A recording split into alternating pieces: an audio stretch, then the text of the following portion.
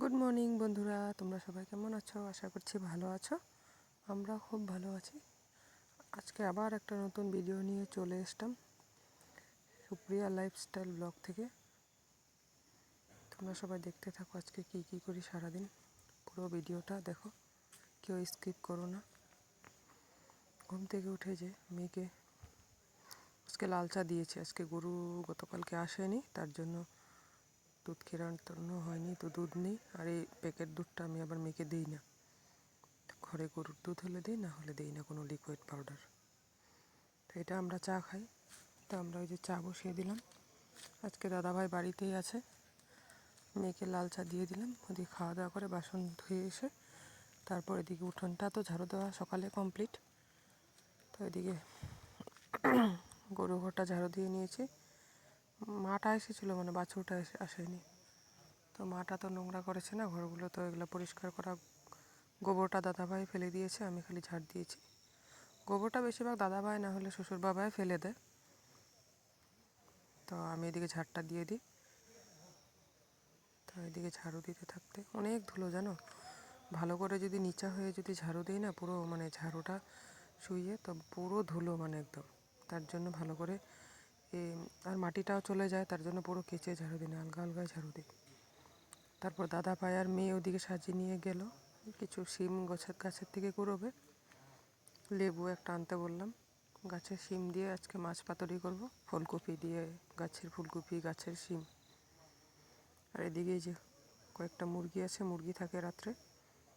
মুরগির ঘর করা হয়নি বন্ধুরা, এটা আমাদের পুরনো ঘর ছিল, এটা বারান্দা ছিল অনেক ভালো। মাটি কেটে নতুন ঘরে ভরা হয়েছে, তার জন্য এখানে এখন এই এক সাইডে মানে অল্প জিনিস আছে, তো সব ভাঙা হয়ে গিয়েছে। পুরনো জায়গায় তো ঘরটা বানানো হয়েছে, তো সাইড দিয়ে অল্প একটা রুম আছে, ওইগুলো আর কমপ্লিট করিনি। তো এই সাইডে এখানে মুরগিগুলো থাকে। তো মুরগির ঘরটা তো রোজ পরিষ্কার করতে হয় না।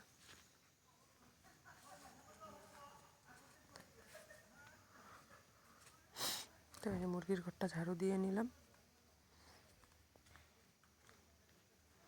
তো রান্নাঘরের কাজটা মোটামুটি কমপ্লিট করে এসেছি। তারপর আমি দেখো সকালবেলা উঠে যদি 2 ঘন্টা লাগিয়ে ঝাড়িয়ে দিই, তারপরে যদি ভাবি চা খাবো অনেক দেরি হয়ে যাবে। তার জন্য ওদিকে চা খাওয়াটা কমপ্লিট করে তারপরে এদিকে মানে আমার যেভাবে সুবিধা হয় আমি সুবিধা মতন কাজটা করি। কোনো দিন যদি খুব তাড়াতাড়ি উঠি, মানে খুব ভোরে উঠলে তখন কি করি, আগে বাইরের কাজটা কমপ্লিট করি। আজকে আবার অনেকটা ঝাড়ু দিতে হয়েছে। গতকালকে রাত্রে মানে খুব হাওয়া দিয়েছে, এত হাওয়া, গাছের পাতা পোতা পড়ে। গ্রামের বাড়ি জানোই অনেক গাছ থাকে, আমাদের অনেক গাছ ছিল। এখন তো মোটামুটি কাঁঠাল গাছ, আম গাছ 2-1টা কাটা হয়েছে। কেন এত ঝাড় দেওয়া যায় না, ছোটো যখন ছিল মেয়ে তো অনেক কষ্ট হতো। তারপরে যে দাদাবাবু সাজনা ফুল কুড়িয়ে নিয়ে আসলো, এটাও দিব পাতুরিতে। সব কিছু মিলিয়ে মাছ পাতুরি করলে না খুব টেস্ট হয়, আমাদের খুব ভালো লাগে। দেখো শিম কুড়িতে গিয়ে মেয়ে কয়েকটা কুলো কুড়িয়ে এনেছে, আর এদিকে লেবু। আর যে ফুলকপিটা দাদাভাই কাটবে এখন। আর গাছের নিচে এত সুন্দর গুলগুলি পড়ে থাকলে না, কুড়িয়ে না আনলে খারাপও দেখায় না। এই যে এখন দাদাভাই কাটবে, বলছে একটা কিছু এনে দাও কাটবো। তো এই চাকুটা ছিল, এনে দিলাম। দাদাভাই যে কাটছে, ভালো হয়নি গো ফুলকপিগুলো। এই দেখো গাছটা রেখে দিলাম, একদিন চচ্চড়ি খাবো ডাঁটাগুলো দিয়ে, তার জন্য বলছে গাছটা উঠিও না। আর এই যে গতকালকে গিয়েছিলাম যে দরকারে, অল্প দরকারও ছিল, অল্প ঘুরো করে আসলাম। তো সব কাপড়গুলো, এত রোদ নয় আজকে, মেঘলা ওয়েদার, তারপরেও দেখি সব হাওয়া না, টানের দিন না, সব শুকিয়ে গেছে। এদিকে ফুলগুলো দেখছো কি ভালো লাগছে। আজকে সবজি কাটাকাটি সব দাদাভাই করেছে, আমি এদিকে রান্নাটা করছি, মানে দুইজনে মিলেমিশে। ও থাকলে না আমার খুব হেল্প হয় রান্নার কাজে। কোনো সময় বাসনটাও মেজে দেয়। তো আমাদের তো আর বাইরে কলের পাড়ে গিয়ে বাসন মাজতে হয়, তো অনেকটা আসা যাওয়া করতে সময় লাগে। বারবার দেখবে, একবার কল পার একবার রান্নাঘর করতে করতে অনেক টাইম লাগে। তার জন্য আমি বেশি বাসন জমিয়েও রাখি না, যে কটা হয় ফট করে ধুয়ে নিই। জমিয়ে রাখলে দেখবে আরও ধুতে কষ্ট হয়, তার জন্য লগে লগে মানে সাথে সাথেই ধুয়ে নিই যা বাসন বেরোয়। ওই সকালে চা খেলাম, চা খাওয়া বাসন ধুয়ে দিই, আবার ভাত খেলাম, ভাত খাওয়া ধুয়ে দিই, এভাবে করি। তো রান্না বান্না কমপ্লিট। এদিকে ডাল বড়ই টক ডাল ভালো লাগে দেখবে মাছ পাতুরি দিয়ে। আমাদের মানে টক ডাল আর মাছ পাতুরি হলো তো অমৃত।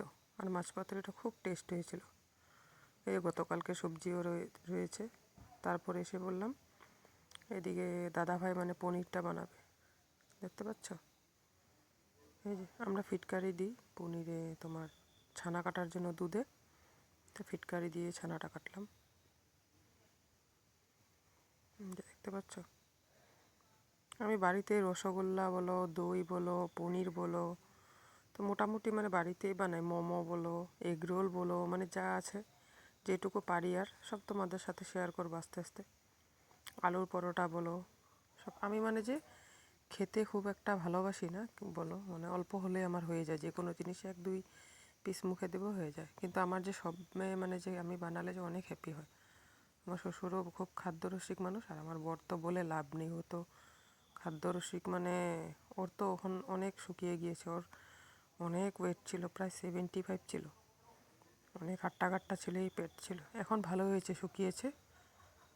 মানুষ দেখবা বেশি মোটা কাটা থাকলে অসুখও হয়। আমি আবার আরও রোগা ছিলাম, এখন একটু ভালো হয়েছি সবে বলে।